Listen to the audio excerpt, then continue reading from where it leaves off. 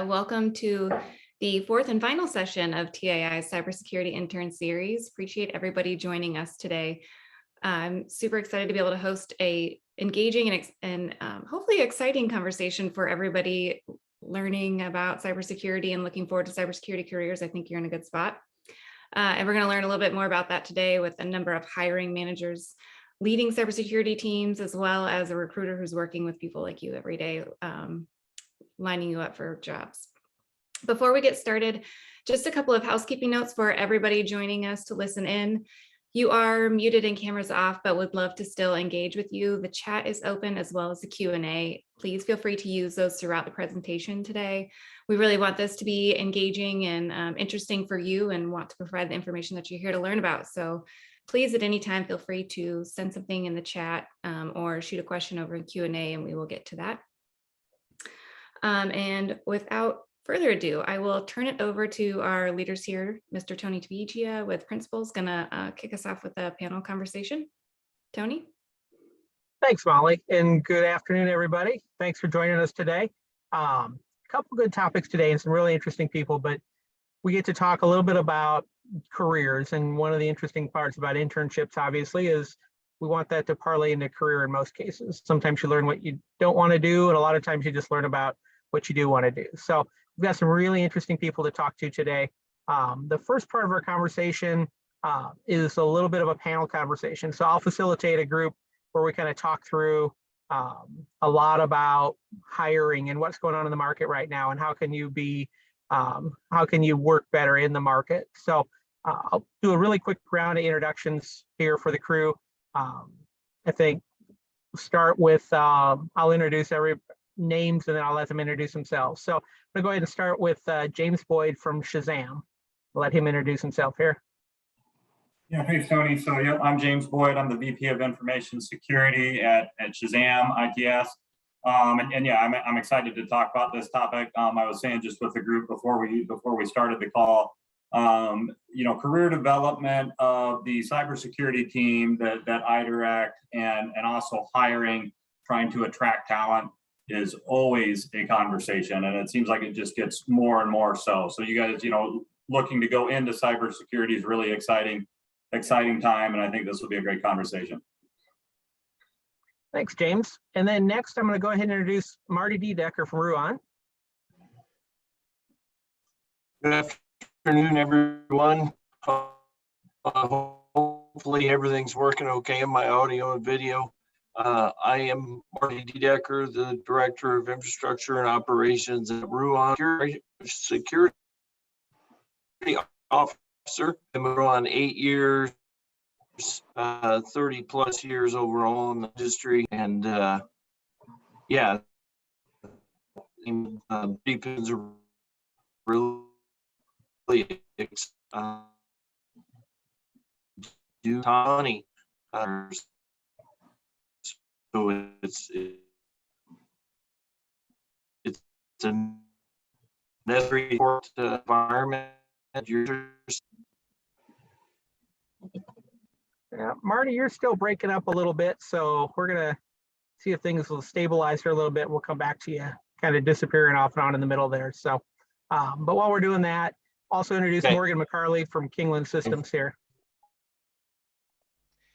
Hi, good afternoon, everyone. I'm Morgan McCarley, the Director of Security and Privacy Technology at Kingland Systems. We're a software as a service provider headquartered here in Iowa. And so we have enjoyed partnerships with TAI as well as Iowa State University and have a pretty strong internship program. So it's really exciting to participate in this group discussion. Oh, thanks, Morgan. And for those of you on the call, we've got one more person on the call. I want to introduce him because he'll get to spend a lot of time talking to us a little bit later, but make sure that you've got the opportunity to meet Boris Merkaich. So Boris, go ahead if you want to say hi real quick. And yeah, thank you. I'm happy you didn't butcher my last name, that's for sure. No, thank you guys. I appreciate everyone being on here. I'm with Paragon IT. I was brought on board about 4.5 years ago, helping out with solutions and staff augmentation. Been in IT for about 8 years. The value I want to bring really is more of understanding just what the shifts have been recently in finding jobs and hiring, how to look for a job, and just things to keep in mind when not only searching for a job, but how to interview and really find ways to stand out to your other peers and your competition, essentially. So I work with Paragon. We've been on for 25 years. We've been doing something right, being open for so long. So love to just give you all my insight and answer any questions you might have. Thanks, Boris. And then Mhm. Marty, real quick check to see if your audio's gotten any better. I know you turned your video off here. See if that helps. Yeah, I'm trying a different network connection. So can you hear me? Can you hear A me little bit now? better. Starting to All come in there a right. little bit. All right. It's Yeah. wasted Wi-Fi. Usually that's not as good. So again, Marty Diedecker, Chief Information, really excited to be here and talk with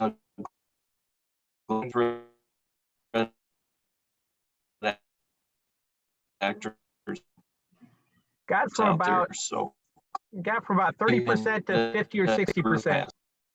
Yep. It's getting better. Still not there yet, but we're getting closer. So, Okay, all right. I'm gonna log out of back in Okay. and see if that helps. Perfect. Thanks, Marty. Yep. Well, maybe while Marty's doing that, we'll get started with some of the panel questions with James and Morgan. So maybe the first question, I'll pitch it to you first, James. So let's talk about cyber, right? And there's a huge need right now for cybersecurity professionals. What caused that? Why do you think that's growing so fast right now? Yeah, great question.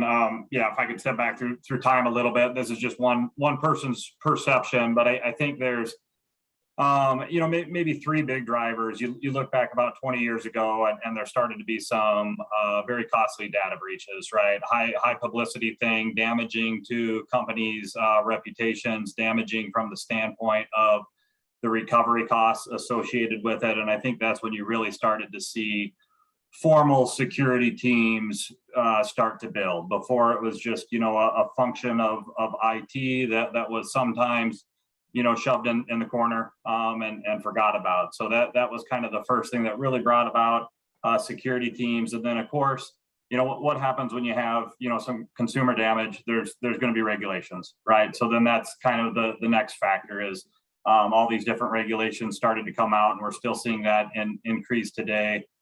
State regulations, national regulations that are forcing either public companies or companies in a certain type of industry, financial services, healthcare, to implement certain controls, and of course being audited and potentially fined if they don't have those controls in place. So that's kind of the second big factor. And then this is maybe it'd be interesting to get some other takes on this, but I think the third and maybe most recent one is the importance now today's in enterprise risk management.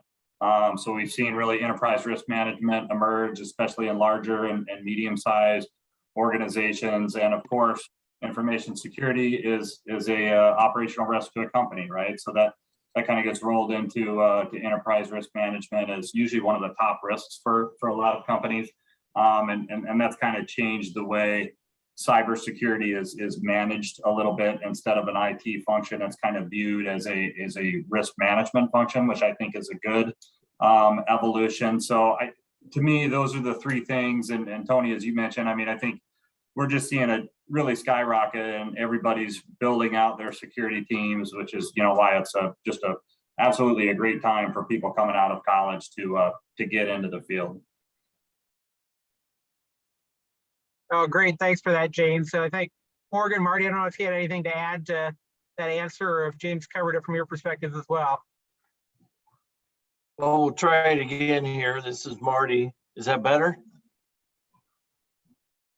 Better? All right. So the one thing I would add is the business climate and our customers demand it. So, we're a trucking company. We're not financial services. And just even a few short years ago, security wasn't really top of mind for everyone other than the basics. But customers started demanding it. They wanted to know what our DR capabilities were. They wanted to know how often we tested. They wanted to know what security protocols and precautions we had in place, if we had pen tests and stuff like that. So the customers demanded it, and the business climate demands it as well, because we do business for a lot of large name brand companies that we haul freight for, and they want to make sure that they're not on the front page of the Wall Street Journal, right, with a breach caused by a subcontractor or a vendor. So bottom line, business and our customers demand it. Yeah, I think the expectations definitely there from whether that's customers being individuals or businesses, they're all looking at security as one aspect of the business that they're dealing with, and they want to make sure that it's secure, that their data, whether it's businesses B2B data or an individual consumer's data, is secure. And it's becoming it's getting to the point now where they have choices. If they feel like one vendor or one company isn't providing the level of security that they expect, they can find a competitor who does. And so that's becoming part of the purchasing decision process, for companies.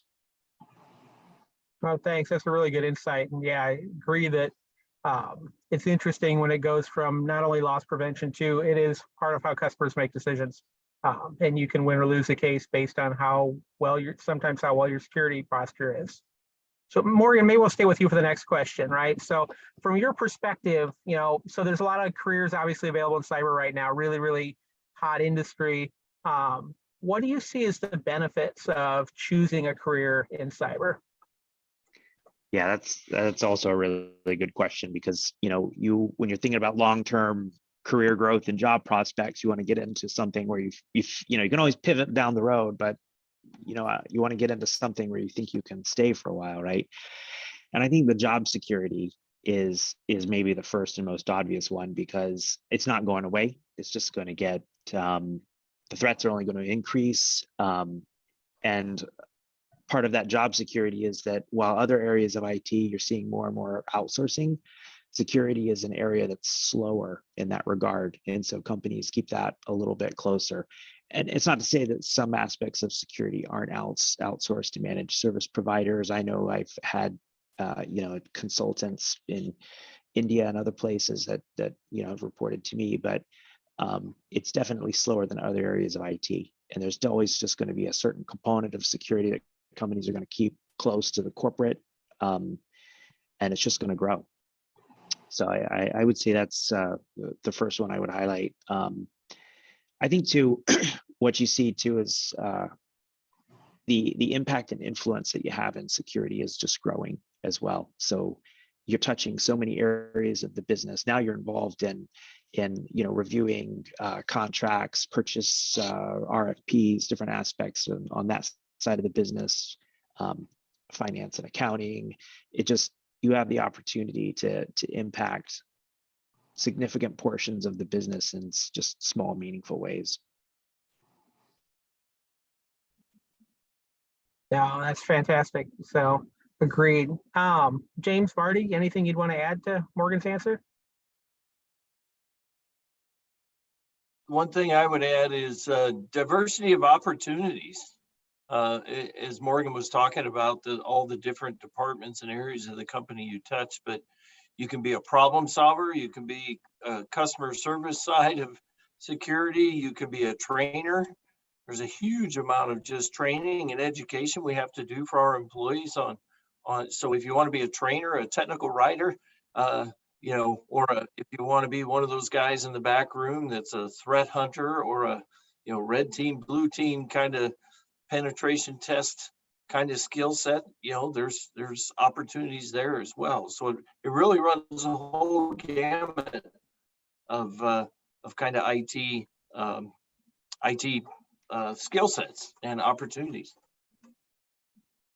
I agree. I think another benefit is transferability of jobs. I don't know if any of the interns listening are like me coming out of college, but when I graduated, still wasn't exactly sure what I wanted to do, and kind of, fell into security a little bit more by happenstance. But I think especially as security has advanced and there's some other roles around it. I mean, Marty kind of hit on this too, right? There's so much diversity in security now too, but I think you can also transfer those skills to some other areas. I mentioned enterprise risk management before. That's cybersecurity is such a big part of risk management. You prove that you make that link to risk management. If you want to move to a higher level of risk management, to looking into other risks of the company, I think there's potential to move over there if you start off in security. And also, security anymore is so built into so many IT processes, whether you're on the infrastructure side of IT or the application development side. People really value that you have security understanding. So I think your skills are transferable to go into roles as, like a software engineer or a cloud architect, things like that. So it really is a gateway to a lot of things, like Marty mentioned, you just within the security space itself. And then I also think it's transferable to some other areas too. Yep, great comments. And there's certainly a variety of things in here for sure. So glad that everybody kind of called that out a bit. So Marty, maybe we'll build on that a little bit, I think. But obviously so many different things you can do in the cyber field.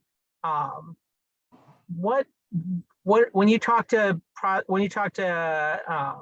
people in college, or when you talk to other people, what do you see, or what do people perceive as kind of the barriers to entry here, whether real or perceived or real? But what do you see as a barrier to cyber, and how do people tackle those?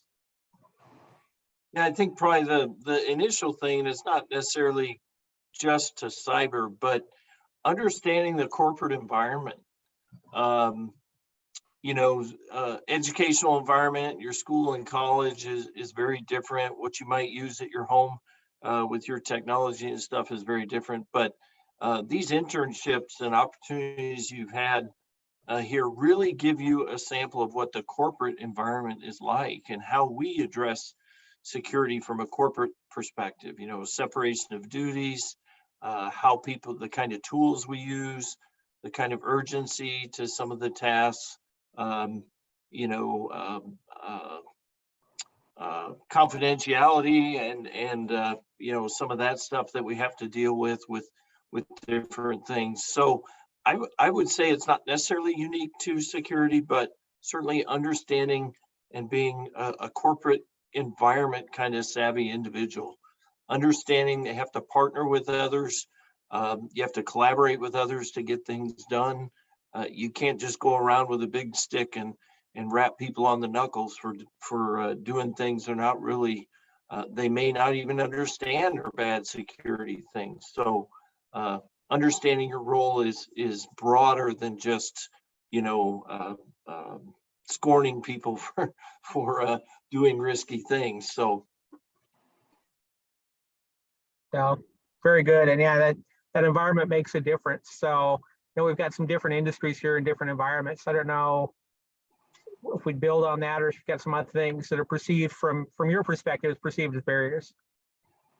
Yeah, I think building on that, because I think what Marty described is exactly what people need to perceive security to be and need to be developing. But there's still perceptions by people trying to get into security, in security, or in other areas, around security, that security people should look like a certain thing or a certain individual. They have an image of what they've done to get there and what they're doing, and I think that's that can be a barrier to people in security trying to expand and do other things, but also people looking to come in when they just feel like, well, this isn't for me because I have a very narrow perception of what it is, because that's what everybody has, that perception. And so trying to change that perception is, I think, a big part of what we're all trying to do and in promoting security at this point, and why these kinds of events are important. We have to change the perceptions to remove those barriers that people perceive. Absolutely. One thing that's important to note is I think there's definitely some barriers there, but I feel like a lot of the barriers are coming down. especially with the talent shortage in cybersecurity. So as an example, I guess I feel like I used to have the luxury of saying there's no, there's no out of college or out of high school, entry point to cybersecurity. I was always looking for somebody that had some IT experience first, right? To me, it wasn't the field you start in; it's something that you graduate to.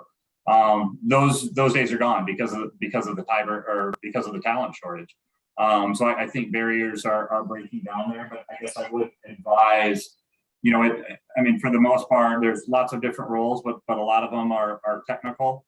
So if you can gain some technical experience through internships or any other ways, through projects at home and be able to show that you have that technical proficiency, I think that goes a long way to really jumpstarting your career into cyber.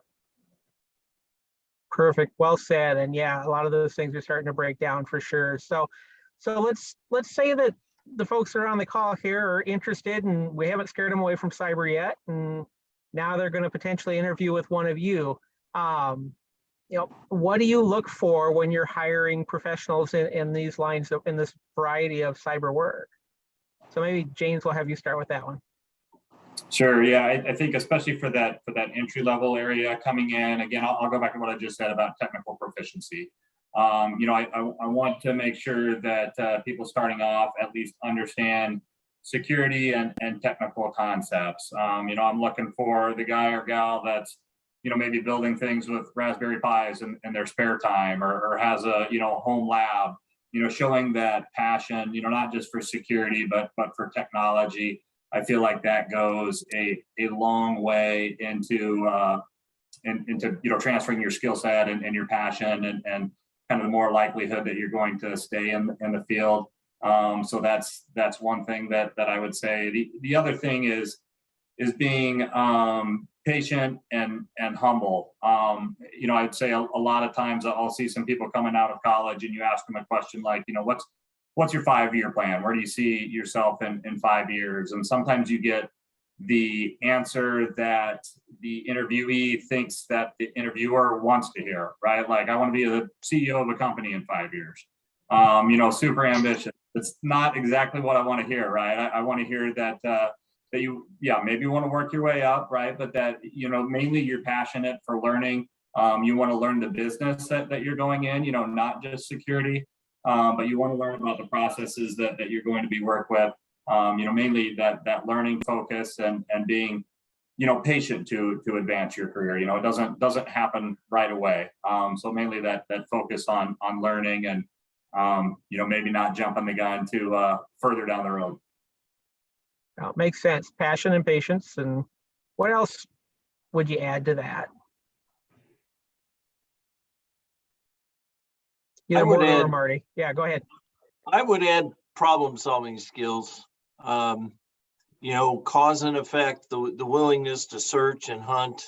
All the answers are not necessarily obvious in security. So you really have to kind of understand cause and effect. If somebody's coming in from this way, what's different here and how they're coming in and how can that transition to the, so just a willingness to learn. I think James mentioned that. Be a sponge, be hungry, know that you're not going to have all the answers, even though maybe you participated in a red team, blue team event or a cyber hackathon or something like that. But just know there's a lot to learn. Be a problem solver, be a sponge and observe and ask lots of questions. And the humbleness also, I think, resonates that, you're not going to know everything, and be willing to learn and be willing to not be the expert, but contribute and collaborate to overall problem solving and success at your organization. Perfect. Yep. Morgan, anything else? Yeah, I guess I would add maybe to that list of things, curiosity along with the problem solving and, humbleness and passion is, it kind of goes back to James's comment about, maybe you're doing things at home, setting up a home lab and experimenting and learning. So you have that curiosity. I think something that I'm looking for, I mean, everybody's looking for what a potential candidate can do for you and your team right now or in the future, right? And so being able to see, and it's something I actively am looking for. I want to find things in a candidate that, okay, yeah, I think this could be adapted to what I need, but the candidate has to be able to articulate that as well. And so I think that, the advice to get into cybersecurity and to break down those barriers, one of the things that I look for and I think is good to take away is, to continually be expanding your horizons and just gaining more and more sort of a diversity of experience and knowledge around security. So you can't just talk about one area of security or one aspect. You need to kind of be able to at least have the ability to kind of discuss and know about all areas of security, or a number of them. And sometimes that just comes from just doing things on the side, having those conversations, engaging with other professionals, practicing how you talk about security and how you think about it, so that it's something that you can express when you're in the interview process. Yep. No, that makes a lot of sense. And it's sometimes the hardest part is just getting your foot in the door, but it's finding that fit. And there's lots of showing interest and curiosity and passion absolutely makes a big difference in that. Hey, we'll squeeze in one more question here on the panel. But so obviously in just a couple minutes here, we're going to ask Boris to talk to us a little bit. But maybe in prep for that, obviously one of the big things that comes up when we're talking about any career, but certainly in a cyber career, how do you present yourself, right? So resumes, interviews, et cetera. Maybe before we turn it over to Boris, from your perspectives, what would you, if you could kind of give one piece of advice, and not steal a lot of Boris's thunder, around resumes and interviews, what would you tell our audience?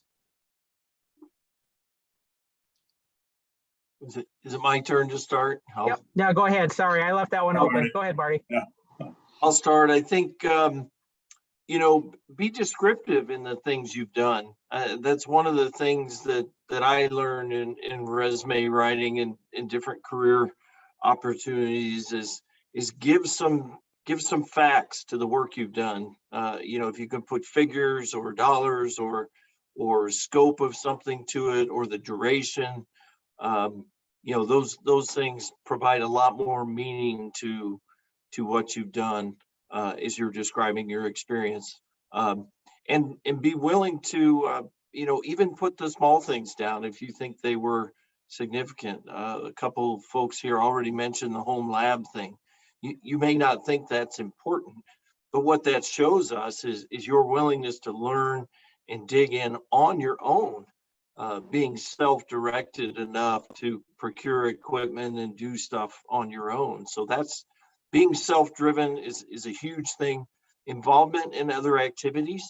Did you get involved in some clubs in school? Most clubs have some kind of a security club, or they might have, hackathons or security type events like that. So get involved and share those things. Put those on your resume that you participated in a club.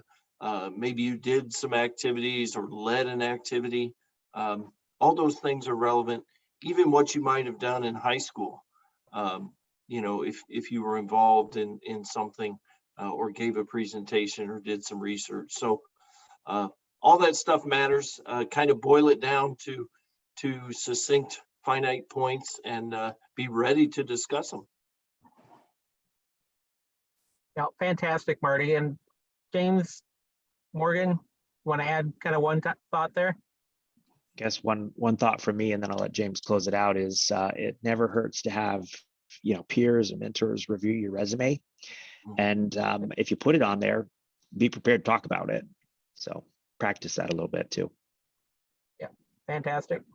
Yeah, one thing I'd add, one of the biggest things I'm always trying to look for is initiative, right? Demonstrating that you're going to take the initiative to get the job done, and there are ways that you can do that in resume writing. If it's customizing your resume towards the particular job that you're looking for. And then I also think in the interview process, do a little bit of due diligence on the company you're interviewing for, and maybe apply that to the job as much as you can. Part of what Shazam does is a payment processor. So if you come in and say, hey, I know you guys are a payment processor. Are you subject to PCI, and how does that affect your security program? Just doing a little bit of due diligence, trying to apply what you're talking about in your interview to the job and company goes a long way. Yeah, perfect. Absolutely. I think all those things can make a big difference and help you stand out against the competition. So at this point, we're going to go ahead and I would thank the panel temporarily. Stick around because obviously we've got questions and answers, and those of you on the call, feel free to use the Q&A. Just we'll have hopefully have some time for questions here at the end yet. But Boris, I'm going to turn over to you, and maybe I'll give you a little bit of a lead out of our Q&A here, right? So yeah. Roy has a question from the audience that says, should I really put my technical details in the resume? So maybe I'll turn it over to you with maybe that open. Yeah, for sure. Roy, you brave soul. I appreciate you putting in a question. I know that's can be kind of nerve-wracking. So the more questions we get, the better this is. So feel free, guys. No questions dumb. We'll answer it all for you for sure. So Roy, we got to connect because I owe you a gift of some sort. That's always the hardest part. So we'll definitely take care of you. Here's my take on this, and James, Morgan, Marty, you guys can, Tony, you guys can chime in. For people that are starting out this young, have internships, and are looking for their first real, whether career or their first jump off point, I think you can't really have too much detail. I don't know how much you could have accomplished this young an age that it's going to be overwhelming for you. So we tend to talk to people and tell them to keep their resumes 4 pages or less, right? Which I don't know people at this point that will have that issue. So I think James, maybe you said it, but whether it's you're using a Raspberry Pi, right? Put that stuff in there. What are you doing at home? I think those things are great to put in there. Anything you're doing, when it comes to clubs or events or groups, or if you went to a meetup here in Des Moines or wherever it might be. Let's get that stuff in there and really get those kind of juices in there as well, because people want to see what's your mindset like, right? I think Morgan, you had a good one on some things that you'd like to see. You said problem solving was pretty big for you, and you had curiosity, right? So it's hard for a leader to see that through paper, right? Because they don't know you ahead of time. So try and put that in there so it shows that you are curious. This is something you're interested in doing. So just to answer your question in short, Roy, really technical details in the resume, I would definitely do that. I think that's a yes. But that's also something I think someone said, let your peers have them over evaluated. Grab a couple friends. Hey, can you look at this quickly? Give them a Starbucks or something to drink on to afterwards. Have them look through it, see what it is, and what did they think, right? What's your thoughts on this? Get some details. But I think the answer is, at this point, I think the really technical details would be good to put in there. Not to lose any soft skills either. You want to put your soft details in there as well, so that comes out. But I think you really can't get too technical at this stage, at least right now, to show what you know. Good question, Roy, truthfully. And like I said, Morgan, Marty, you think I'm out of line there, James, let me know. But I think that's where I would stand on that piece of it, just looking in. So good question. Anybody else has more questions, please ask. I'll definitely stop and we can answer those questions as we go. You got it, Roy. Truthfully, I kind of want to go in there. I think we heard a lot of great things today. I want to give just a couple of overviews, just because I took away a couple of things here as well. Morgan, love the curiosity. We're talking about that piece of it. Marty, something I preach all the time is internships. And the main reason for that would be the enterprise experience. I think where we've seen a lot of younger individuals stand out is the ones that have had that 3 month, right? It could be 3 months, something short, 6 months, pieces of an interview where they really have that enterprise experience. We see a lot of leaders love that. They eat it up. Because you can be at home and you can have a small, you could be building a computer out or, just kind of fiddling with things at home. But to have that enterprise work is such a different world that when you have that internship, it is key. So that's a really good one to keep in mind. James, I think one thing to keep in mind too for everyone listening here is because cybersecurity is, I'm going to say newer in a sense, but it's really coming out to be like, right, something that companies and organizations are realizing this is key to us, right? Because our customers are asking for it. It's constantly changing. So there's a talent shortage, and this is the time to get into it because this is just going to keep growing. This is coming from, I'm not like technical by any means, so like I'm not a whiz when it comes to that, but I talk to numerous people on a daily basis, whether it be leaders, managers, or senior, mid to junior level, just people, just to see what's going on in the world. I can tell you right now, it is being asked for across the board. So those are some things I really want to pluck out for what we're talking about, because those are all big things that me, as I'm talking to people, is what I'm hearing constantly. So that's huge for that piece of it. So just want to give that point on there quickly before I go into maybe some things to keep in mind when you're interviewing and some things to look in your resume. So once again, any more questions, please put them up there. Love to stop and talk about them.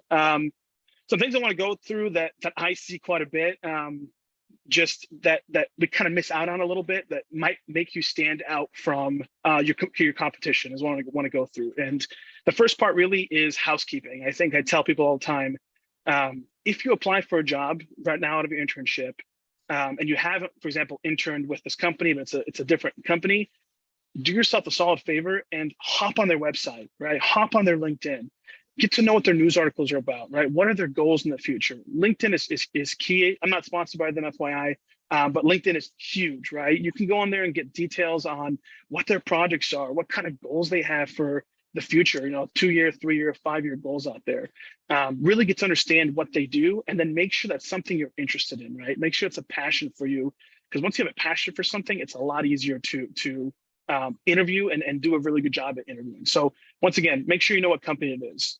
2, I think one of the biggest ones we deal with more junior folks coming in is get yourself organized. We've got a lot of people that maybe miss interviews or are late to interviews.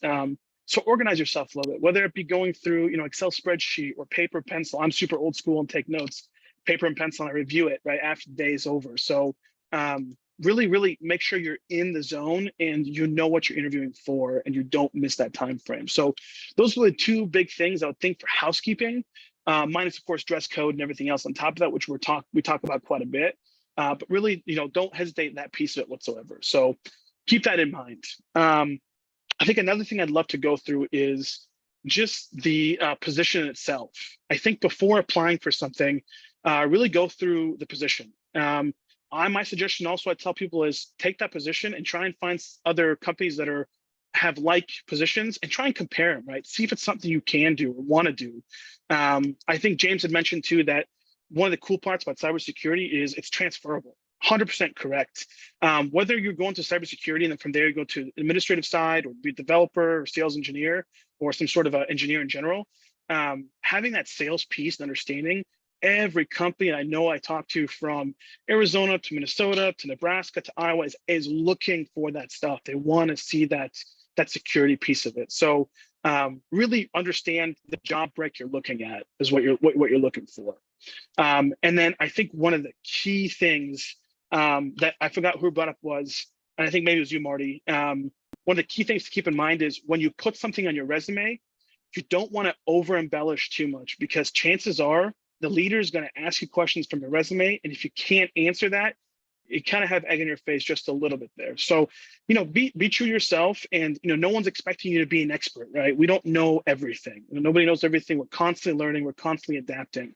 So I would say within your resume itself, be concise, right? Be concise in there, and make sure that what you're putting in there, you truly understand, you truly can talk about, because chances are it's got to come out in an interview piece of it. So keep that in mind, just FYI. I think I'm going to stop here quickly because it sounds like Austin has a question. It says, how would you all recommend getting involved in meeting people within the local cybersecurity field? I love meetups and webinars like these. I'm curious if you're recommending any good conferences, things like Wild West Hacking Fest that is nearby, for example, but industry that are close to home here around Iowa. I don't know if any of the leaders here want to take this one, but I can definitely jump in. Well, I'll jump in. I think one thing that is very obvious is Technology Association of Iowa. So events like this, that's why the TAI exists, to help promote technology positions in the state of Iowa and help work with organizations and work with schools and individual people.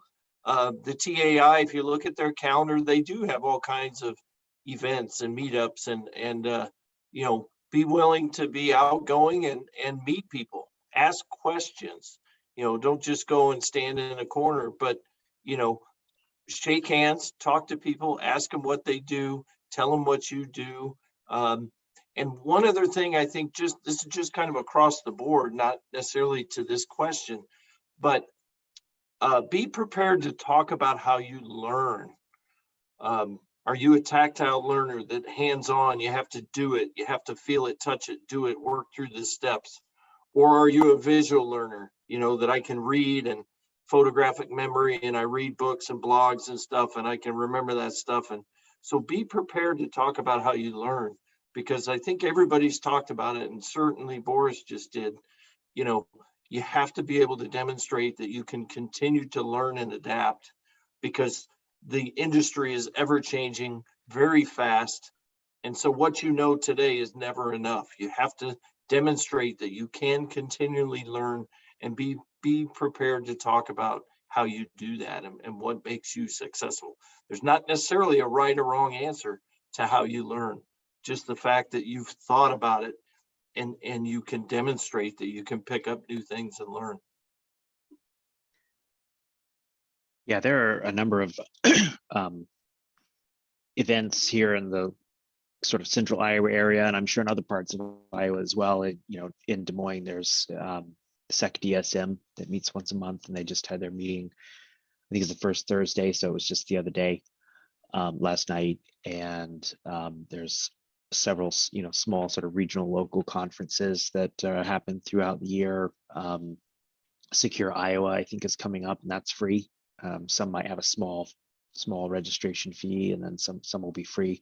So yeah, those are really good events, and you'll meet a lot of those individuals, make a lot of those connections, and kind of stay current on what other people are working on. But there's definitely those things out there, so it's worth searching for and trying to make time to attend a few every year. Just so everybody knows, Molly posted in the chat about Tech Brew, which is another great TAI meetup. So that would be a really good thing to go to too. I would just also point out, you know, using Google to look for conferences. I know there's a bunch of websites that will break down security, you know, specific security conferences by state. As Morgan mentioned, you know, there are some free ones out there. So use resources available to you, and those type of things are growing all the time. There's more and more security meetups and conferences, of course, as the industry expands. Yeah, those are all, I guess, I mean, spot on. I think everything I was going to say here wrote down is where it's at. The last one I would say is I want to use quite a bit, not only for like professional tickets, but also tickets in general. Eventbrite, you can go in there and I mean, it'll tell you it kind of compiles everything together and see what's out there, and just type in cybersecurity, you'll get everything here in Des Moines and meetups. But I think a key piece of that is to shake hands, right? Get to meet people. Don't be shy to ask those questions. Now is the time to ask those questions. You might think in your head, or, oh, is this too dumb? Is this, no, you're young enough to ask those questions. People are like, yeah, that's awesome. You're asking questions. That's fantastic. Let's answer that for you. People want to help people. People that are more senior level, they really want to help out the youth. And this is huge for just Iowa in general. If you decide to stay in Iowa, the leaders here want to help out the young come up, because at some point the goal is you'll work for them, right? So they want to keep you here. They want to educate you. And TAI is one of their biggest pushes is to, right? How can we keep IT growing in Des Moines, in Iowa in general? So don't hesitate to ask those questions. So hopefully that answers your question on that piece. I know we kind of went through it. So Aiden, if it doesn't, you can feel free to message us again. So, or I think it was Austin, my bad, Austin. Molly, I don't know, guys, I don't know if I should, I know Aiden had a question. Should I read it and go through that piece of it? Tony? It's whatever you're comfortable with your time. So we've got a little bit of time, and we can just we'll just keep going as questions come in, if that works for you. Yeah. Love it. Yep. Perfect. So Aiden, I think had a question adding on to Roy's question, how important is the inclusion of soft skills on the resume, such as being able to adapt, or is this something you should let shine through in the interview through examples? I think the latter there. I think it's going to be hard to, what I've seen, and I go through, I can't tell you how many resumes I go through in a day. I see kind of the same verbiage across the board, right? Is an adaptable individual or is great communication skills, right? I think those are all great. I just think it's become more of a filler piece of it. It's going to be hard to really let that shine through. So your best bet is once you get to that face-to-face interview, to show those soft skills, right? I mean, have the ability to, smile and, your answers that let them come naturally. That's the best way to let that shine through. But if you can get that into, if you've been, what I've seen in the past when I was talking to leaders too, would like to see for communication or soft skills would be, and if you've had like, a group in college or outside of college that you led, right? Or that you were a part of and you had a part in it where you spoke or whatever it might be. Yeah, I would say put that in your resume. And as time goes on, of course, the more experience you get, that stuff, you pull off that kind of stuff, right? Because people want to see, the experience you had when you were, fraternity or whatever it might be in the past. But for this stage, the answer, I think, Aiden, for you is yes. I think you want to put that in your resume still, just because I'm going to say your competition in a sense is still doing that. But also, I think the key point of this, and I would say 99% of it, is when you get the interview that's face-to-face or through Zoom, you've got to find a way to let that shine through. You can really teach somebody technical things, the technical aspects is definitely teachable. As you can see, you have a lot of fantastic leaders here that could probably teach, unless one of you, how to be a good, be a good cybersecurity engineer or whatever it might be. The hard part is, though, if you don't have those, those soft skills, communication skills, it might be harder to really make that connection and learn quicker. So, hopefully that answers your question. That piece of it doesn't, like I said, feel free to ask more. So, and I think Marty also put on there the combination. Thanks for typing that out. That's great. So you can take a look at that too. So I think we covered that quite a bit. So keep the questions coming if you got them. I'd like to keep going on here just a bit. I think we went through quite a bit on kind of preparing for it, what to look for. We've gone through kind of the position itself, what to keep in mind. One thing because we're running shorter on time here, one thing I want to really stress out that a lot of people, and it's not the silver bullet in any way, but something I see that doesn't happen quite a bit. And something that, does happen quite a bit too is two pieces. One, when you're talking in an interview to a leader, a lot of times nerves kick in. It's natural. We're humans. It's what happens. We have a tendency to use the word we, right? We did this project, or I think one thing as we're talking to these mentors, what they want to hear is, what did you do, right? Use the word I, right? At this point, use I. We did this, here was my part. What did I do? I think once you know what you've done, what you're doing, leaders want to hear that all day long. What are you doing? What was your part in that project, or your part in that internship, right? So keep in mind to really focus on I, and now's the time to really sell yourself too, which is the other part of this as well. I tell people is, I always tell new people coming in that you're getting interviewed, but I always say, interview them just as much as they're interviewing you. Ask those questions, right? You want to make sure this is a right fit for you. The last thing you want to do is get a job somewhere, 3 months in, you realize this isn't for me, right? Because you were excited about getting a job. Here's what it is. Really ask those questions yourself, understand what it is, and interview the interviewee just as much as they're interviewing you. So keep that in mind as you're interviewing, because that's a big piece of it. Suggestion, take notes, right? Get a piece of paper out when you come with your binder, look professional, take a piece of paper and jot down five questions. And then don't hesitate to look down and ask those questions, right? Hold on 1 second, got some questions for you. Look down, read it, and ask the questions. One last thing I want to really want to end on. I think this is I'm going to say a silver bullet, but it's not. If it truly is something towards the end of the interview, you see it coming down, if it is something that you are truly interested in, you have to understand that you have to ask for the job. A lot of people do not do this. Well, as we're talking and taking surveys from a lot of the managers I talk to, and a lot of my friends I talk to that are in those positions, one thing they realize is they leave the interview, they think it went well, but they don't really know if that person was interested, right? They don't know, like, how do they feel? They really want to know what's going on. One thing we've seen quite a bit that kind of blew people away is when the person interviewing asks, you know what? I think after this conversation, I see a lot of synergy here. I'm very interested in moving to the next steps. What does that look like? What can I expect? When you ask for the job, you stand out from your peers. I guarantee you at that piece. So a lot of people aren't asking that simple question. So it's not a rude question to ask. It's not weird. It's going to be a little awkward asking it because it's, you're essentially like, well, what's the next steps? We're face to face talking. But do not hesitate to ask the question, or tell them essentially, I am interested in this position. So ask for the job. That's really kind of key. And what I tell everyone is, if you truly are interested, ask for it. So truthfully, that's kind of my spiel there. I could go, I could talk about this all day long. I have passion for this. So I could go into this all day long. If you guys have questions after this, feel free to reach out to me. I know Roy is looking here. What is the best type of question to ask during the interview?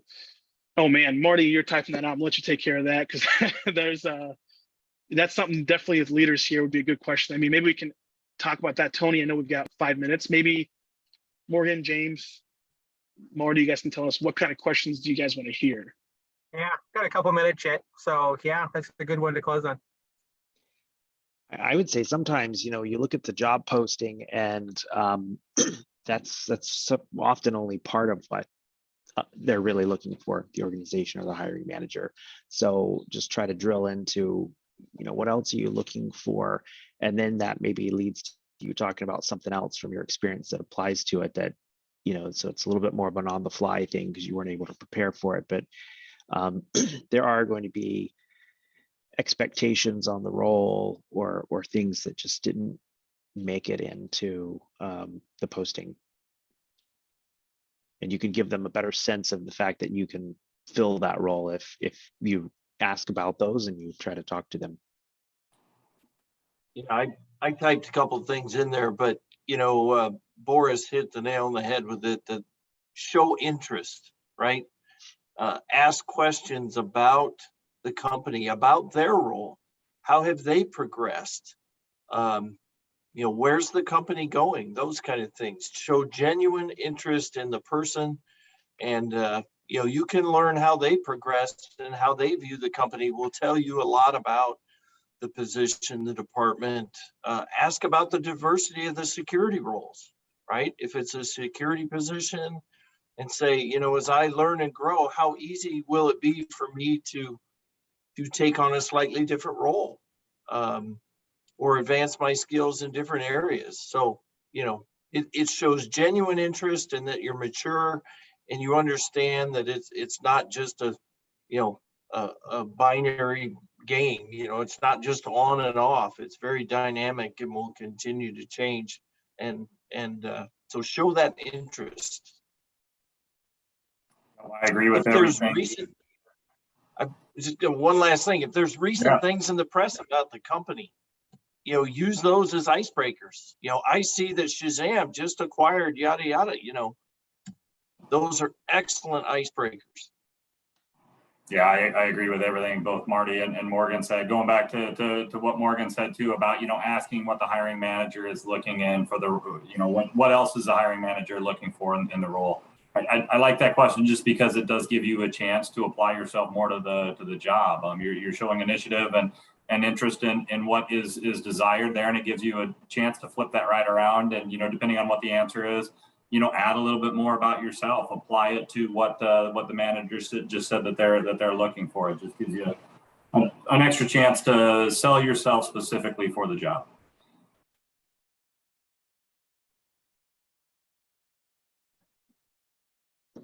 Let's try that. Even So back to the. Go ahead, Marty. One quick, even back to the press thing, even if it's a negative thing, right? Don't be afraid to ask, but don't be vindictive. Like, oh, I see you guys had a security challenge or a compromise. What are you doing to? So don't be afraid to ask about negative things too, because again, that shows your maturity and interest and wanting to make sure you understand the full landscape of the job. Absolutely. And that's a good point. That's one thing about the cyber career, right, is we don't always get to see every organization or everybody on their best days. And so the maturity that Marty was talking about there is really important to the role. So, and again, what I learned today from everybody was a lot about passion, whether it's for the interview, for the prospective employer, for yourself, for your field. That seems like it's a really important piece of what I picked up from our conversation today. So I wanted to take a second and thank Boris and thank the panel here for being able to talk to us a little bit and help us with this particular session. So thank you all very much.